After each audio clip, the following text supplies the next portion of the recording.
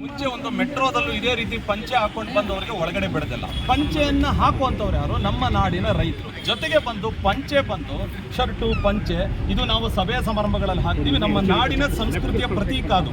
So ಇಂಥ ಒಂದು ವಿಷಯದಲ್ಲಿ ನಿನ್ನೆ ಒಬ್ಬ ರೈತ ಬಂದು ನಾನು ಒಳಗಡೆ ಬಿಡೋದಲ್ಲ ಪಂಚೆ ಹಾಕಿಲ್ಲ ಅಂತಂದ್ರೆ, ಹಂಗಾರೆ ಪಂಚೆ ಹಾಕೊಂಡು ಹೊರಗಡೆ ಬಂದಿಲ್ಲ ಅಂದ್ರೆ ಈಗ CM ಸಿದ್ದರಾಮಯ್ಯನವರು ಪಂಚೆ ಶರ್ಟ್ ಹಾಕೊಂಡೇ ಬರ್ತಾರೆ, ಹಂಗಾರೆ ಅವ್ರನ್ನ ಒಳಗಡೆ ಬಿಡೋದಿಲ್ವ ನೀವು?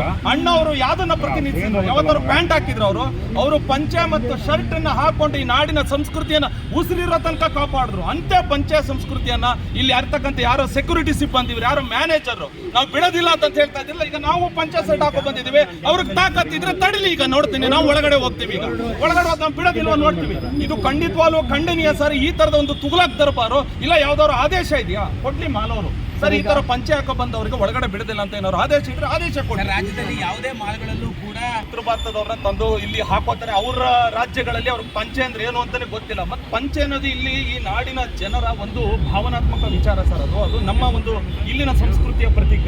ಇಲ್ಲಿ ಬಂದು ನಿಂತ್ಕೊಂಡು ಅವ್ರನ್ನ ತರ್ಬಿಟ್ಟು ಅವ್ರಿಗೆ ಸರಿಯಾದ ರೀತಿಯಲ್ಲಿ ಅವ್ರಿಗೆ ತರಬೇತಿಯನ್ನು ಕೊಟ್ಟಿರಲಿಲ್ಲ. ಇಲ್ಲಿ ಮಾಲ್ನವರು ಅವ್ರನ್ನ ಕರೆದು ಈ ಥರದ್ದು ಬಿಡಬಾರ್ದು. ಈಗ ನಿನ್ನೆ ಅವ್ರಿಗೆ ಆಗಿರ್ತಕ್ಕಂಥ ಅವಮಾನ ಬಂದು ಇಡೀ ರಾಜ್ಯದ ಕನ್ನಡಿಗರಿಗೆ ಆಗಿರ್ತಕ್ಕಂಥ ಅವಮಾನ ಸರ್. ಈ ಅವಮಾನವನ್ನು ನಾವು ಖಂಡಿಸಲೇಬೇಕು. ಯಾವುದೇ ಕಾರಣಕ್ಕೂ ಇದನ್ನು ಸಹಿಸಲು ಸಾಧ್ಯ ಇಲ್ಲ. ನಾನು ಕೇಳೋದು, ಇನ್ನು ಮುಂದೆ ಯಾರೇ ಬರಲಿ ಮಾಲ್ಗೆ, ಇದೊಂದೇ ಮಾಲ್ ಅಂತಲ್ಲ ಸರ್, ಬೆಂಗಳೂರಿನ ಹಲವಾರು ಮಾಲ್ಗಳು ಪಂಚೆ ಹಾಕೋ ಬಂದ್ರೆ ಏನೋ ಅವಮಾನ, ಅವ್ರಿಗೆ ಒಳಗಡೆ ಬಂದ್ರೆ ಅವಮಾನ. ಅದೇ ರೈತ ಬೆಳೀತಕ್ಕಂಥ ಅನ್ನವನ್ನ ಮಾರಾಟ ಮಾಡಿ ಇವತ್ತು ಎಷ್ಟೋ ಮಳಿಗೆಗಳು ನಡೀತಾ ಇದೆ ಮಾಲ್ ಒಳಗಡೆ.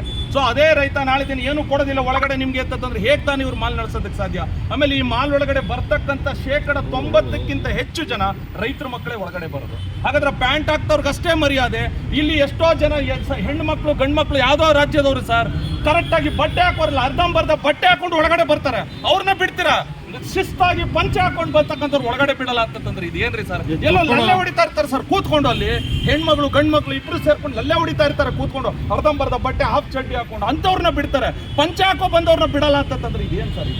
ಏನ್ ನಡೀತಾ ಇದೆ ರಾಜ್ಯದಲ್ಲಿ ಸರ್? ಈಗ ಘಟನೆ ಬಗ್ಗೆ ಖಂಡನೆ ವ್ಯಕ್ತವಾಗ್ತಾ ಇದ್ದ ಹಾಗೆ ಈಗ ಸೆಕ್ಯೂರಿಟಿಯನ್ನು ಕೂಡ ಸಸ್ಪೆಂಡ್ ಮಾಡಲಾಗಿದೆ. ಆದರೆ ಮ್ಯಾನೇಜ್ಮೆಂಟ್ ನಮ್ಮದು ತಪ್ಪಾಗಿದೆ ಅಥವಾ ಏನೆಲ್ಲ ಮಾತುಕತೆ ಆಯಿತು ಅನ್ನೋದ್ರ ಬಗ್ಗೆ ಇನ್ನೂ ಕೂಡ ಸಮಜಾಯಿಷಿ ಕೊಡ್ತಾ ಇಲ್ಲ ಸರ್. ಈಗ ನಾವು ಬಂದಿದ್ದೀವಿ, ಆ ಮಾಲ್ನ ಮ್ಯಾನೇಜ್ಮೆಂಟ್ ಅವ್ರು ಯಾವ್ದಾರ ಬರಲೇಬೇಕು ಸರ್. ಇನ್ನು ಕೆಲವೇ ಕ್ಷಣಗಳಲ್ಲಿ ನೆನ್ನೆ ಅನ್ಯಾಯಕ್ಕೊಳಗಾದಂಥ ರೈತರು ಇಲ್ಲಿಗೆ ಬರ್ತಾ ಇದ್ದಾರೆ.